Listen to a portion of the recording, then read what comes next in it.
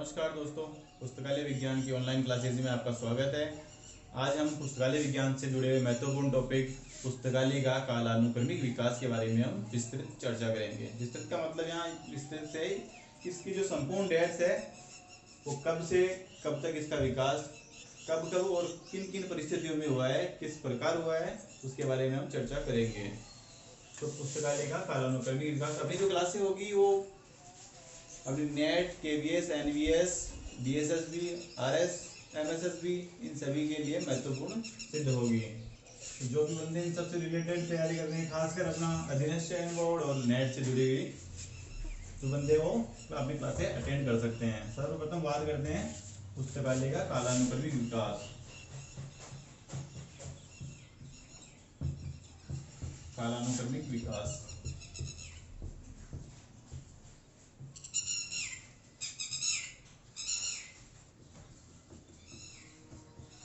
पुस्तकालय का कालानुक्रमिक विकास किस प्रकार इसका विकास हुआ है, इसके बारे में हम विस्तृत चर्चा करेंगे। तो सर्वप्रथम हम बात करते हैं 5वीं से 6वीं शताब्दी से। 5वीं 6वीं शताब्दी 5वीं 6वीं शताब्दी में हुआ क्या था कि नालंदा विश्वविद्यालय जो पुस्तकालय है उसका निर्माण हुआ था। नालंदा विश्वविद्यालय पुस्तकालय, नालंदा विश्वविद्यालय पुस्तकालय, इसी पुस्तकालय का विकास या निर्माण जो हुआ था 5वीं 6वीं शताब्दी में हुआ था। उस समय ये काफी प्रसिद्ध था, विदेशों से छात्र यहाँ अध्ययन करने के लिए आते थे। इसका जो या वो जो इसका जो डिटेल्स हमें मिलती है वो उस समय के महान यात्री हवेन सांग सिंह इन सब की यात्रा वृत्तांत से हमें इनकी जानकारी मिलती है कि किस प्रकार ये उस टाइम प्रसिद्धि को प्राप्त थे।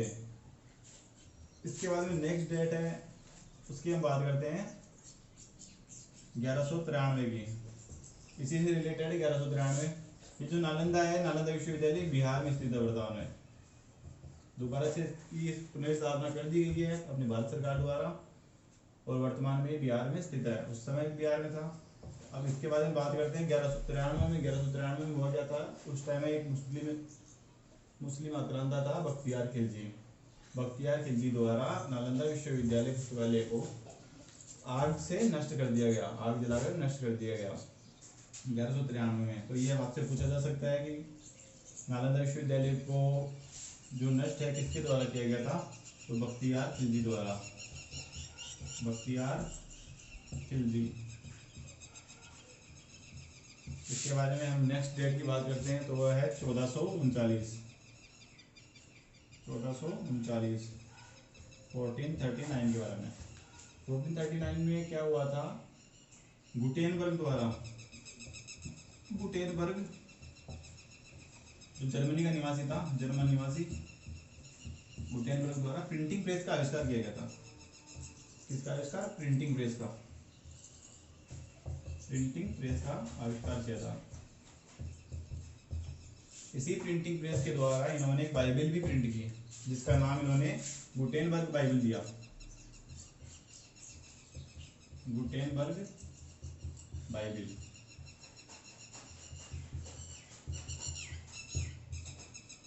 गुटेनबर्ग में एक धार्मिक बाइबल का इन्होंने निर्माण किया तो गुटेनबर्ग की बाइबल ही इसको नाम दिया या इसको प्रिंट किया गया था। इसके बारे में हम नेक्स्ट डेट की बात करते हैं तो नेक्स्ट डेट है 1440। मेरे ख्याल से सभी जानते होंगे 1440 बिब्लियोथेक नेशनल की स्थापना, जो फ्रांस का वर्तमान में फ्रांस का राष्ट्रीय पुस्तकालय है, बिब्लियोथेक नेशनल।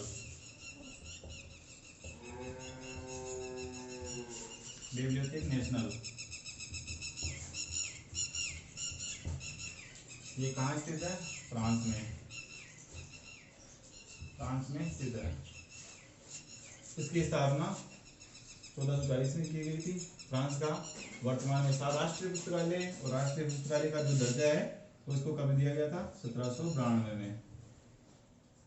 1792 में राष्ट्रीय पुस्तकालय का दर्जा दिया गया था इसको, राष्ट्रीय पुस्तकालय। ठीक है। इसके बाद में हम नेक्स्ट डेट की बात करते हैं तो वो है 1652। ये भी काफी महत्वपूर्ण है।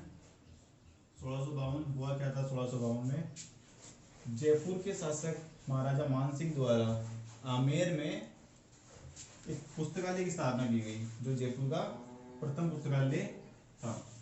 1652 में क्या हुआ, महाराजा मान सिंह द्वारा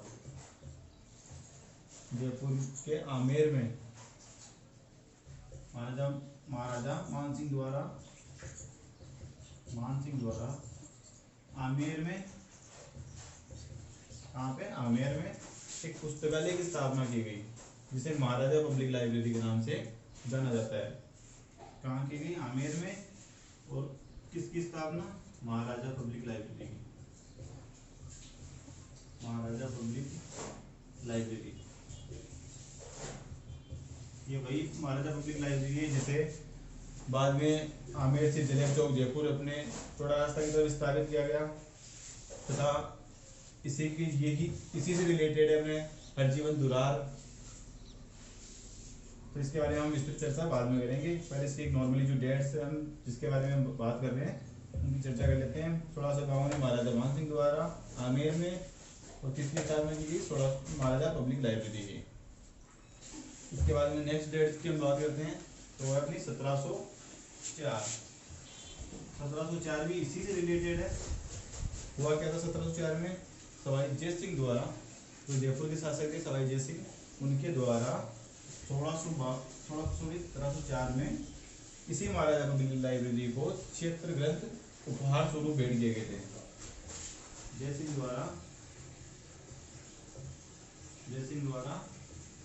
कितने ग्रंथ, क्षेत्र ग्रंथ उपहार स्वरूप इस लाइब्रेरी को भेंट किए गए थे। मतलब ग्रंथ लेने में इनका योगदान था जय सिंह द्वारा। इसके बाद में नेक्स्ट डेट की हम बात करते हैं, तो नेक्स्ट डेट है 1709। देखो हम डेट्स की जो बात करें सीक्वेंस वाइज बात कर रहे हैं, सीक्वेंस लेके चल रहे हैं। अगर बीच में कुछ रह जाता है तो वो आपको बता दिया जाएगा या वही इंक्लूड कर दिया जाएगा। 1709 की हम बात कर रहे हैं। 1709 में क्या हुआ था, यह है कॉपीराइट से संबंधित। कॉपीराइट, विश्व में प्रथम कॉपीराइट ब्रिटेन में लागू किया गया था। कब किया गया था, 1709 में। और किसके द्वारा किया गया था, तो ब्रिटेन की रानी थी एने। ब्रिटेन में लागू किया गया था किसके द्वारा, तो किया गया था रानी एने के नाम से, रानी एने के नाम से। विश्व में सर्वप्रथम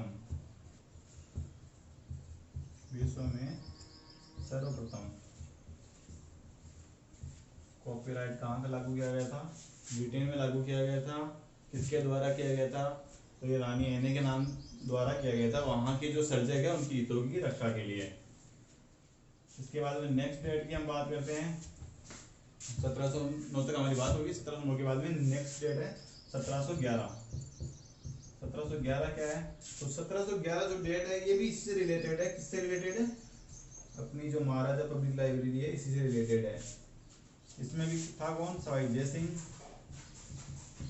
सवाई जय सिंह ने फिर से 1711 में महाराजा पब्लिक लाइब्रेरी को 420 ग्रंथ उपहार स्वरूप भेंट किए थे। सवाई जय सिंह द्वारा 420 ग्रंथ भेंट किए गए थे। इसके बाद में नेक्स्ट डेट है अभी 1725। 1725 में क्या हुआ था, देखो प्राचीन समय में पुस्तकालय चलते थे। जब पुस्तकालय का उदय हुआ ही था उस समय पुस्तकालय चलते थे चंदा पुस्तकालय होते क्या थे, एक्चुअल में होते थे कि कुछ लोग या तो अपनी कुछ मतलब मनी या फिर अपने जिसके पास जो भी बुक्स अवेलेबल है वो बुक्स, या फिर मनी अवेलेबल है तो मनी, ऐसा कुछ दे के पुस्तकालय की एक सदस्यता ग्रहण कर सकता था। कौन से पुस्तकालय होगी, चंदा पुस्तकालय होगी।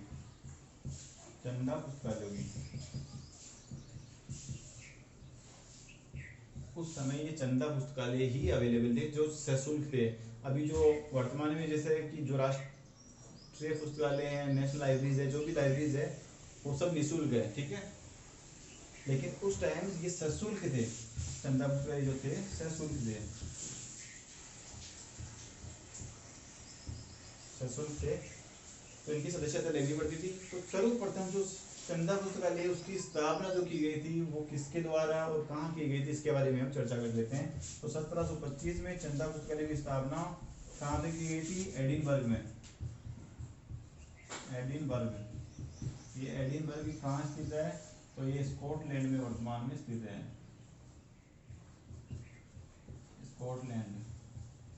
स्कॉटलैंड में एडिनबर्ग स्कॉटलैंड में सर्वप्रथम चंदा पुस्तकालय की स्थापना की गई थी।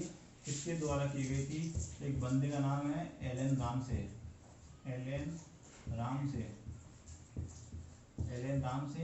इनके द्वारा चंदा पुस्तकालय की स्थापना की गई थी। इसके बारे में हम नेक्स्ट की बात करते हैं। तो डेट अपनी आती है 1753 1753 के बारे में बात करते हैं। 1753 में हुआ क्या था? एक पुस्तकालय संग्रहालय की स्थापना हुई थी ब्रिटेन में। तो इसको हम नाम दे सकते हैं ब्रिटिश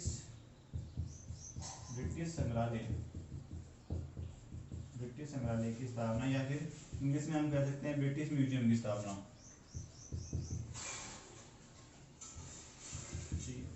ब्रिटिश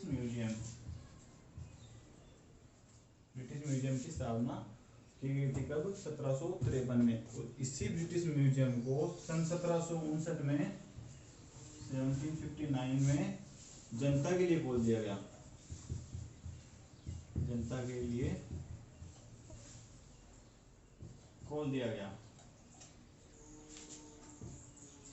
लिए इसको ओपन कर दिया गया, खोल दिया गया।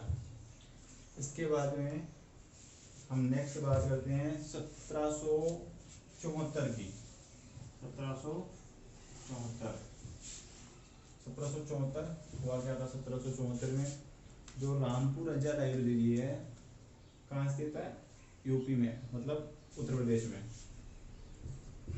रामपुर रजा लाइब्रेरी, कहीं राजा भी मिलता है, कहीं रजा भी मिलता है। रामपुर रजा लाइब्रेरी कहाँ स्थित है? ये उत्तर प्रदेश में।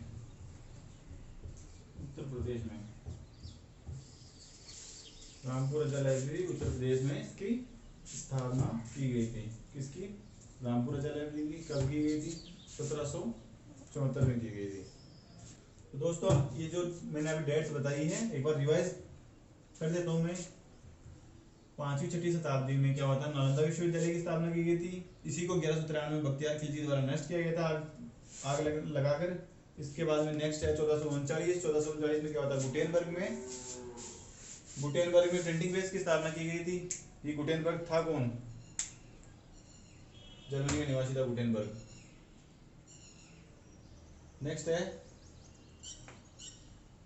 गुटेनबर्ग बाइबल की प्रिंटिंग की गई। इसके बाद नेक्स्ट है 1440 में बिब्लियोथेक नेशनल लाइब्रेरी की स्थापना की गई जो फ्रांस में स्थित है और वर्तमान में फ्रांस का राष्ट्रीय पुस्तकालय भी है तथा इसको जो राष्ट्रीय पुस्तकालय उसका दर्जा दिया गया था 1792 में। इसके बाद में नेक्स्ट डेट है 1652 महाराजा मान सिंह द्वारा कहाँ पे? आमेर में महाराजा पब्लिक लाइब्रेरी की स्थापना की गई थी। इसके बाद में 1704 में क्या हुआ था? जय सिंह ने क्षेत्र ग्रंथ इसी महाराजा पब्लिक लाइब्रेरी को उपहार स्वरूप भेंट किए गए थे। इसके बाद में नेक्स्ट है 1709 में क्या? विश्व में सर्वप्रथम कॉपीराइट जो अधिनियम है वो लागू हुआ था। कहाँ पे? ब्रिटेन में किसके द्वारा किया गया? तो रानी एनी के द्वारा किया गया। उसके बाद में नेक्स्ट है 1711 में सवाई जय सिंह द्वारा फिर से ग्रंथों को भेंट किया गया। और कितने ग्रंथ थे इस बार? 420 ग्रंथ थे। किसको भेंट किया गया था? तो ये किया गया था महाराजा पब्लिक लाइब्रेरी को। महाराजा पब्लिक लाइब्रेरी को भेंट किया था। इसके बाद में नेक्स्ट है 1725 में क्या होता? चंदा पुस्तकालय का निर्माण हुआ था। ये सशुल्क थे और किसके द्वारा किया गया था? तो एलन रामसे के द्वारा किया गया था। कहाँ किया गया था? एडिनबर्ग स्कॉटलैंड में किया गया था। नेक्स्ट है 1753 में ब्रिटिश म्यूजियम की स्थापना की गई थी। इसको जनता के लिए खोला गया था 1759 में। नेक्स्ट है 1774 तो रामपुर रजा लाइब्रेरी की स्थापना की गई थी और ये उत्तर प्रदेश में स्थित है जो कि भारतीय इस्लामिक सांस्कृतिक विरासत का भंडार है। भारतीय इस्लामिक सांस्कृतिक विरासत भंडार है कौन? रामपुर रजा लाइब्रेरी। इसके वर्तमान में चेयरमैन की हम बात करें तो वह आनंदीबेन पटेल, आनंदीबेन पटेल जो गुजरात की पूर्व मुख्यमंत्री है रहे हैं, वो वर्तमान में इसके चेयरमैन है। तथा इस लाइब्रेरी की जो स्थापना है वो की गई थी नवाब फैजुल्ला खां द्वारा। यहाँ लिख देता हूँ मैं, नवाब फैजुल्ला खां, नवाब फैजुल्ला खां, अब फैजुल्ला खां, फैजुल्ला खां द्वारा इसकी स्थापना की गई थी। नवाब फैजुल्ला खां द्वारा इसकी स्थापना की गई थी। वर्तमान में इसके जो अध्यक्ष है वो है आनंदी कुमार पटेल, आनंदीबेन पटेल, बेन पटेल वर्तमान में इसके चेयरमैन है, आनंदीबेन पटेल। उत्तर प्रदेश के राज्यपाल है, उत्तर प्रदेश के राज्यपाल है आनंदीबेन पटेल। तो ठीक है दोस्तों, मिलते हैं। तो दोस्तों इसी के साथ अलविदा लेना चाहते हैं और मिलते हैं आपसे नेक्स्ट वीडियो में। आप इस चैनल को लाइक, शेयर और कमेंट इन सब की कोई ज़रूरत नहीं है, सिर्फ आप तो जो पढ़ाया गया आपको उसको याद कीजिए। ओके, गुड बाय, जय हिंद।